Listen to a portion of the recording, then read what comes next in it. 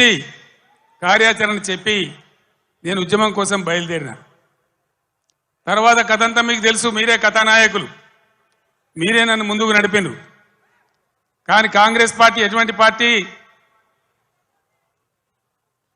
నువ్వెక్కడిదివా? మాతో నువ్వు గెలిచినావు కేసీఆర్, అసలు నీకు లెక్కేంది, నీ బిషాదేంది అని మాట్లాడితే ఆనాడున్న కేంద్ర మంత్రి పదవిని ఎంపీని కూడా నేలకేసి కొట్టి రారా నా కొడుక కరీంనగర్ కన్నా నేను మళ్ళీ ఇక్కడికి వచ్చిన. ఎన్ని కోట్లు ఖర్చు పెట్టినరో, ఎన్ని మాయోపాయాలు చేసినరో, మొత్తం రాష్ట్ర ప్రభుత్వం ఎన్ని గింగిరాలు కొట్టిందో మీకు తెలుసు నాకంటే ఎక్కువ.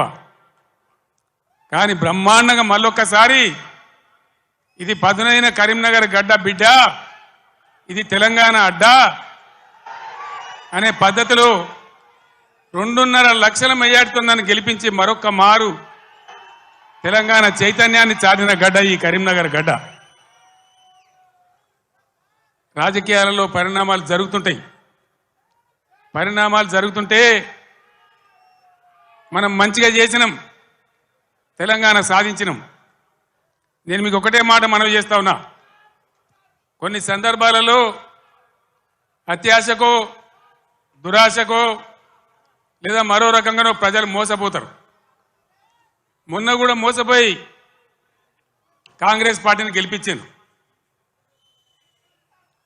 ఈరోజు 3 నెలల లోపలనే 100 రోజుల్లోనే ప్రజలు ఏం జరుగుతుందో మీకు తెలుసు. మీరందరు గ్రామాలలో ఉంటారు. ఏం మాట్లాడతామంటే మేము ఎక్కువ ఇస్తాం, మీకు 6 సందమామలు పెడతాం, 7 సూర్యులు పెడతాం అని మాట్లాడింది. రైతు బంధు 15,000 వేస్తాం, కళ్యాణ లక్ష్మికి తులం బంగారం కల్పిస్తాం.